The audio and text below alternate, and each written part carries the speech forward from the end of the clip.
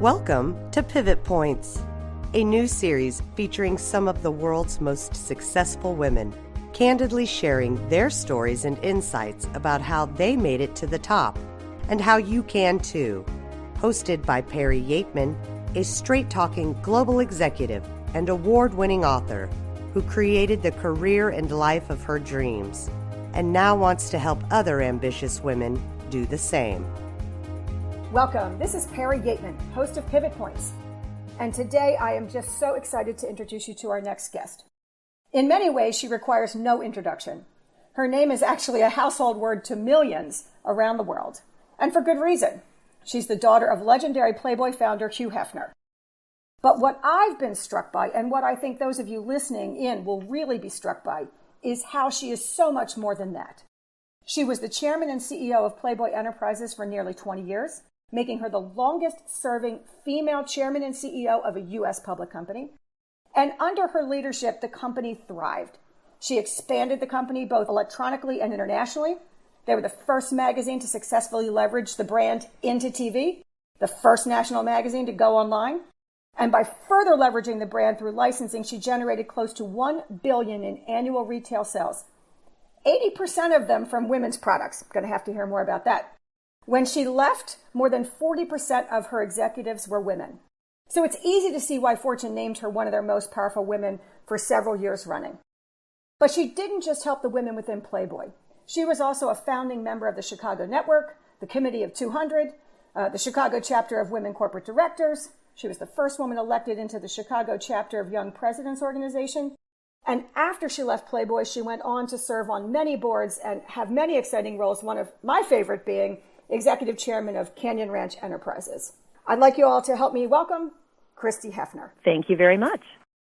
So, Christie, for most people starting out, the biggest thing that they've got to overcome is kind of landing that first job. But for you, I don't know if it was different or not.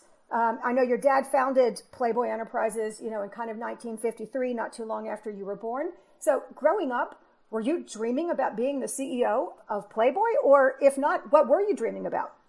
I was not. I came of age at a time when most people that I knew from when I was in college really weren't thinking about business careers at all. There was still a kind of rebellious attitude towards business. And when I was at Brandeis, my own interests were really journalism, law, and politics. Oh, interesting. And my real dream was to go to law school. There was a program at Yale that was a combination law and public policy masters, and wind up someday either in the U.S. Senate or on the Supreme Court. Okay, well, I love the fact that you were still dreaming big. It may not have been at Playboy, but you were dreaming big. So definitely. So what happened? Because we all know it turned out a little bit different. Exactly. I mean, it's a great example of how, in my view, worthless it is to try and make long-term life plans because you just can't anticipate the twists and turns. But what happened was I worked for a year as a journalist, and that made me feel that actually law and public policy were the direction I wanted to take, and was going to apply to Yale when I was out visiting my father, who had recently moved from Chicago to Los Angeles. And I shared with him I was going to do that. And really out of the blue, he asked if I would be interested in moving back to Chicago from Boston and learning a little bit about the company first. Now, I had interned one summer at the magazine instead of going to the Radcliffe Publishing program after I graduated. So my immediate thought was, well, he's thinking about my coming back and working at the magazine. So I said, I really don't think so. I don't think I want to stay in journalism. My dream of journalism was to be able to have the opportunity to write about big social public policy issues in a personal way, kind of as at the time that I was growing up, Ellen Goodman did, or more recently, Maureen Dowd does. Mm-hmm. And once I was actually out in the world of journalism, I was brought face to face with the reality that there are very few of those jobs, and it takes a very long time to even possibly get one. And that kind of nudged me more in the direction of law and public policy. So I said, no, I didn't really think I wanted to stay in journalism, to which my father said, well, I wasn't really thinking about the magazine. I was thinking about your learning a little bit more about the company.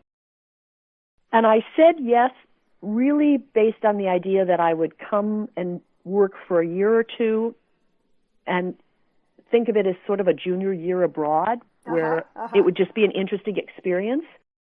And I think my father made the offer with no view that I was going to stay, never mind run the company, but that it would give us a chance to spend more time together. My parents had separated and divorced when I was very young, and I think that his motives were really personal.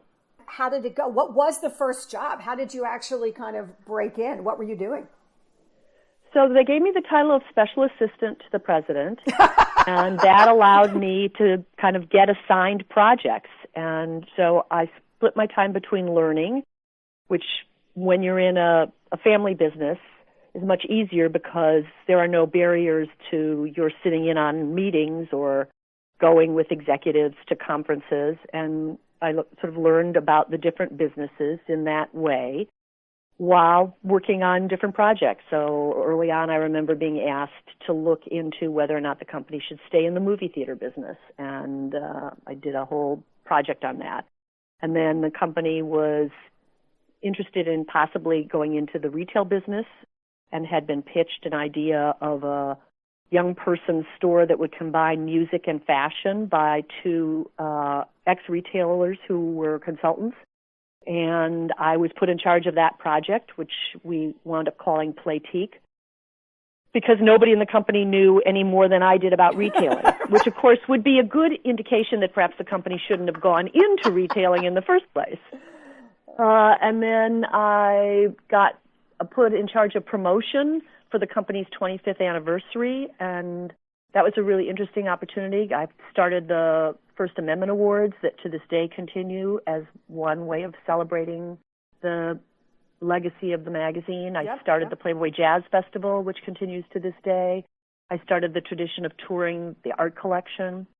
And then I also was publisher of a series of magazines called Playboy Guides that were special interest single subject magazines in areas like fashion and home entertainment and wheels. So I did a number of those things for a number of years until the company got in financial difficulty, and then things took a different turn. A lot of people have said one of the best things you can look for in an early job is one that has endless opportunity. And that sounds like this was exactly what this experience was for you, because you could explore lots of different things. You owned projects, you got to run things, but you also got to learn. As you were going through that, I know it's a family business, and as you said, those are slightly different, but you were still a woman in what I'm assuming was, at that point, a largely man's world. And we do know, all the research says, and for those of us who've come up the ladder, we all have experienced it, women are more harshly scrutinized than their male peers. Fair or not. And it's on not just performance, which I think is fair game, but it's on everything from looks to parenting to whatever. Did you experience that as you were rising through Playboy? And if so, what did you do about it? How did you handle it? I don't think I experienced it in that period before I became president. I had the advantage of not expecting to stay and run the company, so I wasn't the, quote unquote heir apparent, which creates its own kind of dynamic within a company. Actually, Playboy was much more progressive about women's opportunities than most other companies of the time. So in that period when the women who worked at media companies, including, Newsweek, Time, and the New York Times, were literally going to court because they were all kind of stuck in the research pool.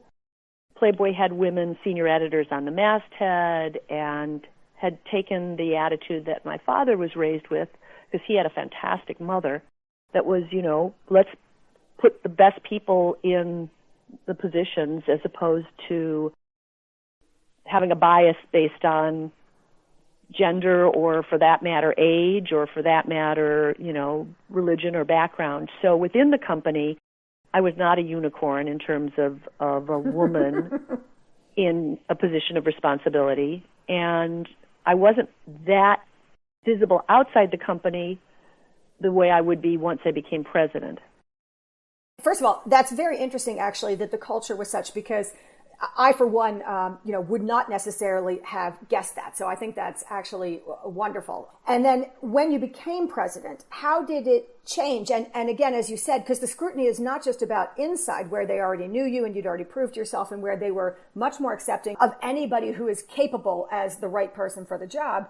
But how did it play externally? I mean, I can imagine, I wasn't really following business at the time you were appointed, but I can imagine that there was a lot of question from the outside, from the market, about whether or not you were the right choice.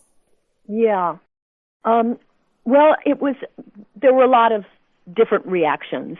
The company was in some serious financial trouble. It had hired an outsider to be president about 6 years before. And over that period of time, from afar, the company looked like it was doing very well. But that masked the fact that what was really doing well were the casino club operations in the UK, and the magazine was doing well. But the company had many other businesses, hotels, clubs, a limousine company, a modeling agency, a book publishing company, a book club, a catalog business, a record company, a TV production company, a film production company, none of which were making money. And so when the company got embroiled in a controversy around its gaming licenses in England and sold those businesses, overnight it reported a very significant loss, which in turn triggered all the kinds of things that can trigger, from banks pulling lines of credit to the stock price plummeting. And the board, which I'd been sitting on for about 3 years, was considering doing a search to replace the president with a new executive when I pitched them on my becoming president and forming an office of the president with the then chief financial officer, which is what they did.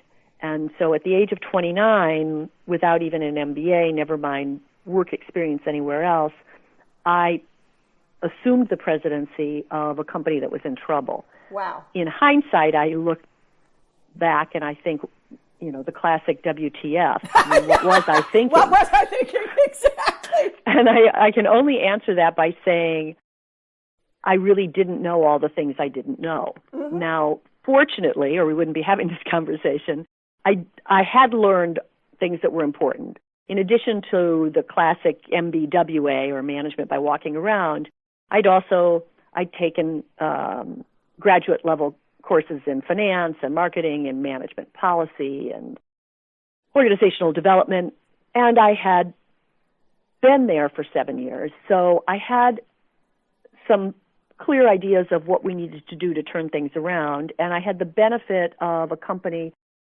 that my father owned 70% of, and so there was no near-term risk of an unfriendly takeover, and we could manage the company for cash, not worry about the stock price in the near term. But there was no question that, there was, to say the least, a lot of curiosity about me. I think one of the seminal things that happened that helped my image, if you will, is that Fortune decided to do a little article about me very early on. And as a part of that, went and interviewed the outgoing president, with whom I had a perfectly nice relationship. He was somewhat eccentric and came across in the interview as somewhat eccentric. And I came across in my interview as really buttoned up and knowledgeable and articulate and focused and disciplined. And so this article comes out that actually makes it look like how smart was the company to make this transition. Yep, much better choice. Yep. That kind of set the table that then helped me. But I remember going not long after I took over to Detroit to give a major speech to the Detroit Ad Club, where we were trying to break automotive business for the magazine. And I did interviews with the newspapers, and a person who wrote about me literally started the article by saying, interviewing Christie Hefner is like asking Miss America a question and having Lee Iacocca answer it, which I'm sure he meant as a high compliment. But it just reveals kind of that point that you were making, Perry, of the double standard and the biases that to this day we're struggling with as women, and certainly in the early 80s were even more pronounced because there were even fewer women in visible executive roles. Wow. Yeah, I mean, and I didn't realize you took over at 29. That is, I mean, I'm wondering that's probably a record right there in terms of not only were you the longest serving chairman and CEO, but I'm wondering if you have been actually the youngest of a public company.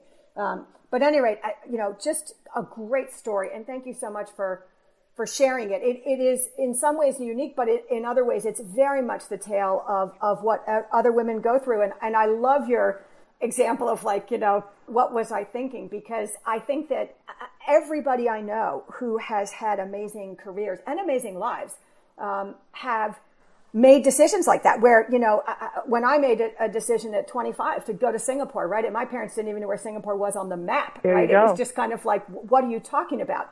My assessment was, what's the worst thing that can happen? And once I did that assessment and realized I could fail or be miserable, and I would have to move home with my tail between my legs and move into my parents' basement, I thought, could I survive that? And I thought, yeah, I can. So you go for it. But I think that's really, it's a great and inspiring story to share. So thank you for sharing that. Absolutely. And your example of taking the Singapore position is so great too, because on my sort of short list of things that I tell, particularly women early in their careers when they ask for, pieces of advice that I might offer is, if you have any chance to take an international posting, take it.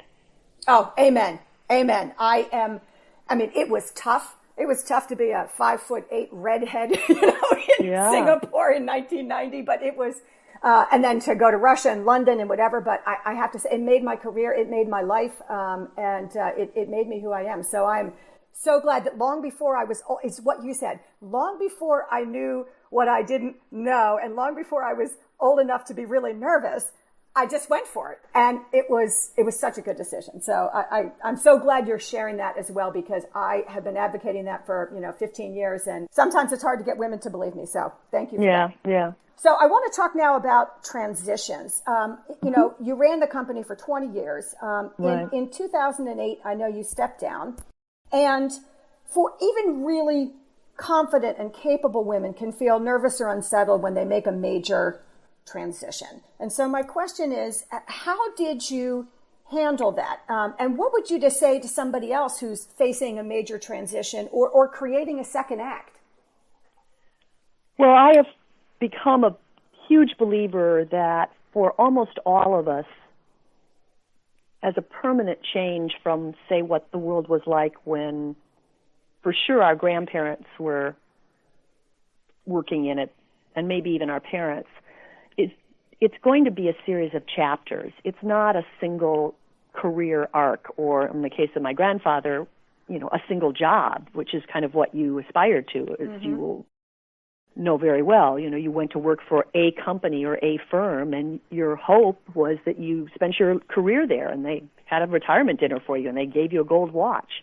And then we transitioned to people obviously moving more from job to job, but still primarily within a single field, and still primarily in a structure where your whole life was divided into 3 chapters. First you learned, and then you worked, and then you retired. And now I think, first of all, people are lifelong learners, and they need to be. Secondly, people are really going to work virtually their entire lives, sometimes because they financially have to, but equally true because they want to stay engaged and involved. They just may work in different ways, and it may not be one all-consuming job. And then third, I think the things that previous generations were willing to defer to retirement, whether that was spending more time with their family or travel or learning a second language, people do not want to defer, and they want to have a different integration of the things that give them pleasure and joy with the work that they do. For me, I didn't know exactly what I wanted to do, other than that I was long past the point that I wanted to have one all-consuming job. And I liked the job I had very much, and I'm enormously grateful for having had the opportunity, and I'm very proud of the things that we accomplished. You were kind enough to talk about some of them at the beginning, but we really did see where the media world was going before much bigger companies did, and not only see that, but adapt to it. Mm-hmm. But I recognized after I left that it's a very stressful position being CEO of a public company. And yes. In its most simple form, it's pretty much worrying 24/7 about everybody else. Mm-hmm. And so my hope was I could put a portfolio together that would give me more time to do things in the political public policy arena, more things in the not-for-profit arena, and still work both to make a living and because I enjoy and find, business interesting, but do it in a way in which I had control over my schedule, which in turn gives you control over your life. And other than having identified the tentpole in the public policy political part of my portfolio that I wanted to engage with, which took me to the Center for American Progress, the leading progressive think tank that John Podesta and Sarah Wartell and Neera Tanden started when they left the Clinton White House. I didn't know what else I wanted to do, and I was still married at the time, and my then husband gave me actually a terrific piece of advice, which was to not say yes immediately to everything I was offered, because I would have more and more varied opportunities than I could imagine, simply because until it was announced that I was leaving, people hadn't thought of me as being available to do other things. And that patience, which was a little scary, frankly, it's a little bit like letting go of a trapeze when you don't know where the other one is going to come from. And it's very counterculture. People work so hard driving, it's not what you expect. That patience was really valuable to me. And so it allowed me, for example, when the Canyon Ranch opportunity presented itself, which initially was consulting work and then evolved into this opportunity to actually develop and build brand-driven strategies for them, I had the bandwidth to do something like that was a bigger commitment than just being on a board, but not a full-time executive job. I think it's so true. When I stepped down from Kraft, I was lucky enough to have similar advice, and everybody said, say no for a year. Now, I didn't make it a year. I actually barely made it a week, but I said yes to a small thing. And then because I wanted the time to figure out what was my life going to be next. And I was scared. And even though I had planned it for, over a year, I floundered for a bit at the beginning. And I think, I've talked to a lot of very successful women who are now in that position. And, these are people who have done the amazing things that you have done. And they're white-knuckled, like, I'm not sure. They're in the throes of it right now, right? They just stepped down and they're like, I'm not sure what's next. And it's really unsettling. And I keep telling them, believe me, it's going to be great. You just have to relax into it, which is so much easier said than done. Yeah. No, I do have a criteria that I have been rigorous about, which is, first of all, I don't want to be involved with anything where I don't really like and respect the people I'm working with. That's a luxury that I have now, and I take full advantage of it. Secondly, that I really only want to get engaged in things where I believe I can make a significant difference, and I am valued for that. So that's kept me off of not-for-profit boards, for example, where it's a little more challenging to be an impact player, although I encourage people to do that, and I have done a lot of it myself. Third, to do things where I am making a contribution. I'm also learning something new, so that I don't fall into the rut of just kind of, repeating the same movie over and over and over again. And then lastly, things where I have a high degree of control over my schedule. Excellent advice. And very practical. Thank you for that. We often hear it's lonely at the top. You've been there for a very long time. How did you create a support system? What is it, and how did you create it, and how do you maintain it despite a really busy schedule? I was really fortunate in that very early on, I'm very intellectually curious, and people were curious about me. And I used those two facts to build many relationships with people that formed different networks for me. People that I had invited onto the Playboy Enterprises Board of Directors and for one reason or another couldn't serve but became a kind of kitchen cabinet. Mm-hmm. You mentioned my work in founding several different women's networks, and through that I met a lot of professional women. I was the first woman in the Chicago chapter of YPO, and that introduced me to a whole lot of people. I got very active in different industry associations. I sat on the executive committee of the Magazine Publishers Association for many, many years. I sat on the diversity committee for the National Cable Television Association. When I was very young, I was on the board of the Direct Marketing Association. In fact, it's how I became lifelong friends with Ken Cheneau, who was a VP at American Express at the time, and I was a VP of Playboy. I went to a variety of conferences, and that's how, for example, I met people that really helped me develop our digital strategies, people like Jim Clark, who founded Netscape, and Esther Dyson. So I really believe that you can't know too many smart people, that most people, if you are there for them, will be there for you. I do think that, to generalize for a minute, women sometimes, research suggests, tend to have fewer closer friendships where men have more but not as intimate friendships. And I always encourage women to definitely go deep, because I think girlfriends are one of the great gifts on the planet. Amen. But to go broad as well. Mm-hmm. And I had one person at the company who mentored me a little bit, and he remains a good friend. But in the main, I caution particularly women about pinning everything on finding a mentor, because it doesn't seem to me that that always works out. And it's a little bit like the professional version of needing to find Prince Charming. I think it's kind of disempowering. So I always say, if you are so fortunate as to have a mentor, and there are some women that I mentor, great, but for sure you should form networks, because that will give you access to a wider range of experiences and expertise as you build your career.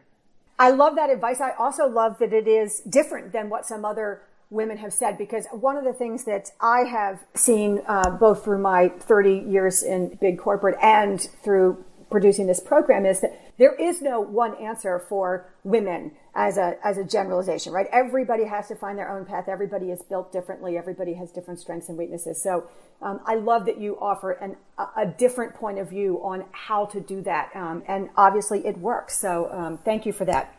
Sure. So you've already achieved so much, and you've talked about how you choose what you do now. But one of the things that I think is just a real tragedy that's happening is that so many women get to the C-suite today, and then, you're kind of at that certain age, we won't name an age, and we've made enough money, we've got enough respect, whatever, and we don't have to keep going. And so too many of us are stepping out. We're saying, I don't need it, and so I'm going to go do something else. What is it that is your motivation for staying in?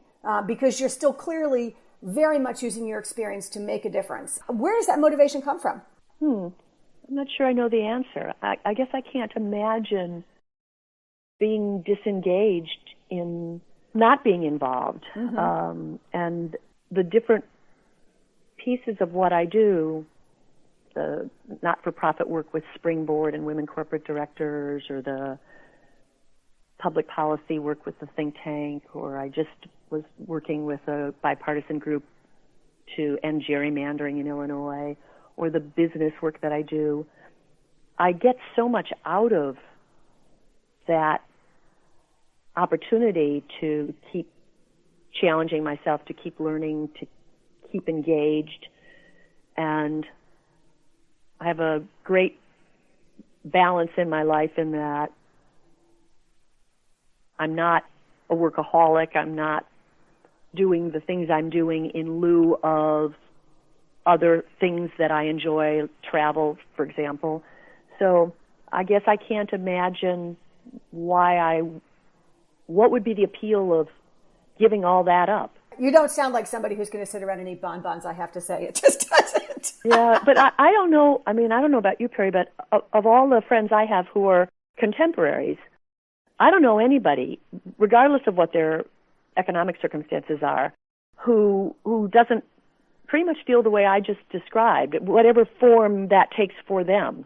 I agree. I mean, personally, I'm not drawn to people who would make a different choice. So that happens to be the case for me as well.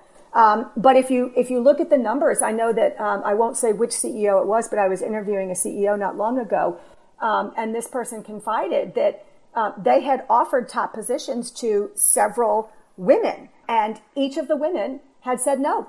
They didn't want the added stress. They didn't want more work. Whatever it was. So yeah. I think that, and I think it's a completely legitimate choice. Let me be clear. It's just that I think that we need, if we are going to, part of my aim is to hopefully close the gender gap at the top, right? It's to help women stay in the pipeline all the way through so that we can get more women CEOs or C-suite and more women on boards.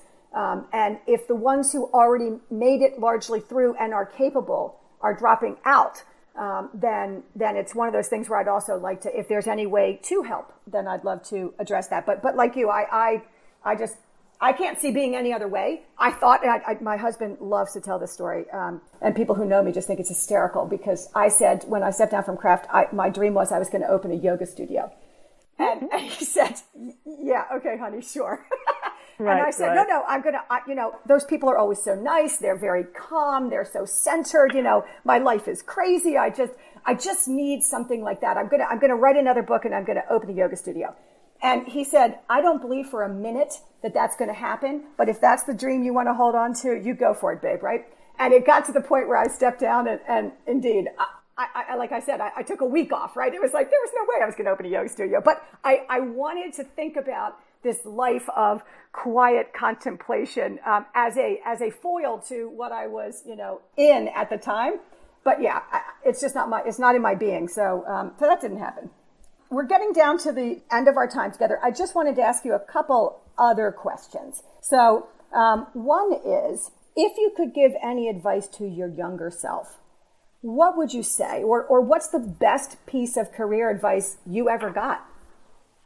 Well, I would say in terms of advice to myself, I would have left a little earlier than I did.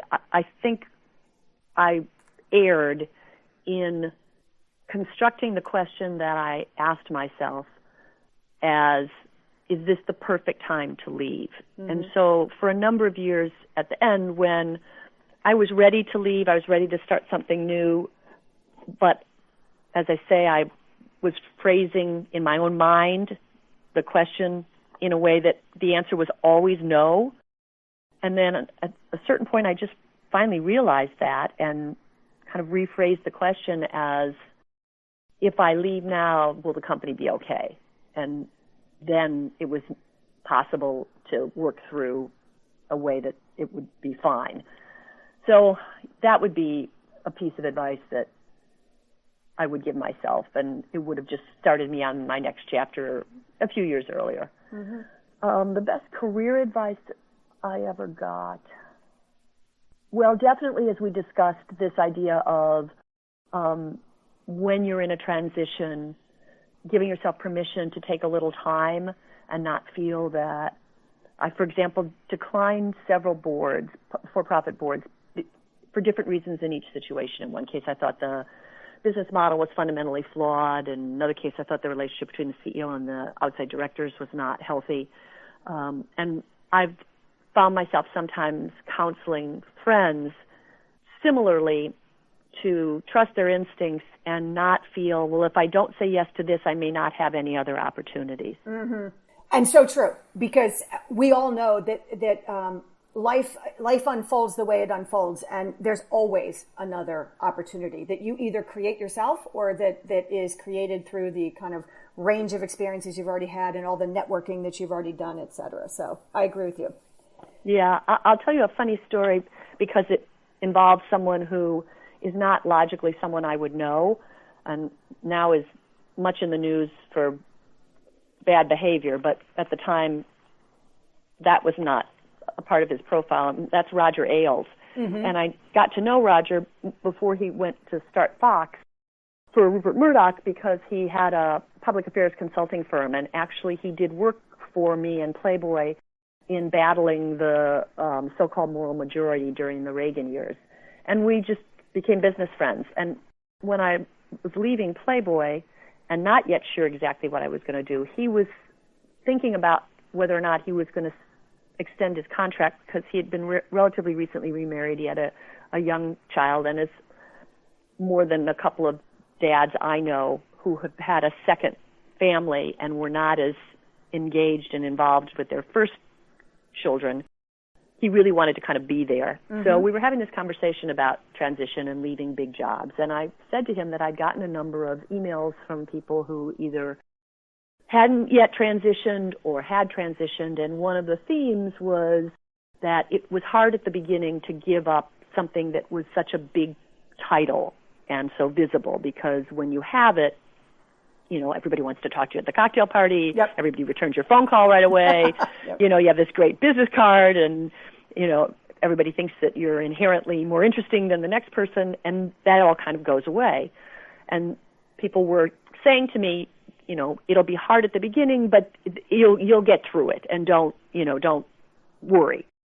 And I shared this with Roger, but I confided that I hadn't actually found it that difficult to make the transition, and that I was really gratified by the number of opportunities that were being presented to me. I went on CNN and Squawk Box as the only 2 TV interviews I did when I announced I was leaving, and literally the minute we finished taping, CNN executive producer came over and asked me if I would consider coming back on periodically to just talk about business and public policy and things. I was contacted by a speakers bureau. Of course. I had all these things that were happening. And so I shared this with Roger, and this is the comment that he made. He said, you know, Christie, Playboy is a terrific brand, but you always had your own brand. And I never really thought about it that way. I mean, I tried to conduct myself all the years that I was really in the public eye in a way that, you know, honored my values, the things I thought were important, gave back, you know, enhanced the company's reputation. And I just did those things.